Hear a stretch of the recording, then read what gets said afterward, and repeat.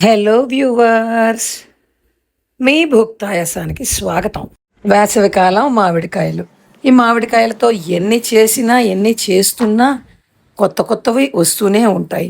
మా ఇంట్లో ఉన్న బంగినపల్లి మామిడి చెట్టుకి కోసిన కాయలతో నేను మామిడికాయ ఒడియాలు పెడదామని తురుముకున్నాను. 3 కాయలు తురిమాను. ఎందుకంటే ఇది నేను ఎక్స్పెరిమెంట్ లాగే పెడదామని. ఎందుకంటే నేను దీన్ని యూట్యూబ్లోనే చూసాను. సరే, దీనికి ముందుగా 2 చెంచాల అటుకులు నీళ్ళల్లో కడిగి నీరు తీసేసి పెట్టుకోవాలి. ఇప్పుడు తురుముకున్న మామిడి తురుములో తగినంత ఉప్పు, రెడ్ చిల్లీ ఫ్లేక్స్, జీలకర్ర పొడి అండి, వేగించి ఆడుకున్న జీలకర్ర పొడి, బెల్లం, ఉప్పు, కారం ఎవరి ఇష్టానికి తగ్గట్టుగా వాళ్ళు వేసుకోవచ్చు.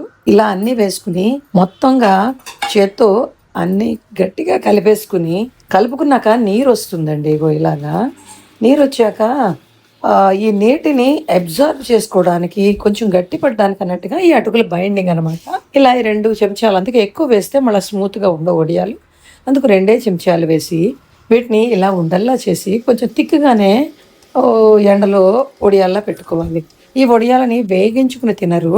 ఎండిపోయాక ఇది కూడా ఒక రకమైన చిరుతిండిలాగే చక్కగా ఎప్పుడైనా పుల్లగా, కారంగా, ఉప్పుగా తినాలనిపిస్తే కనుక ఇది చాలా రుచిగా ఉంటాయండి.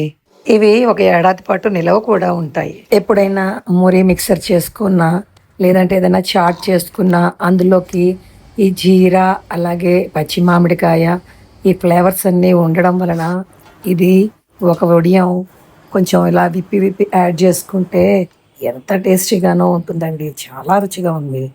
మీరు కూడా ట్రై చేసి ఇది మీకు కూడా ఎలా వచ్చిందో కామెంట్స్ రూపంలో తెలియజేయండి. Thank you.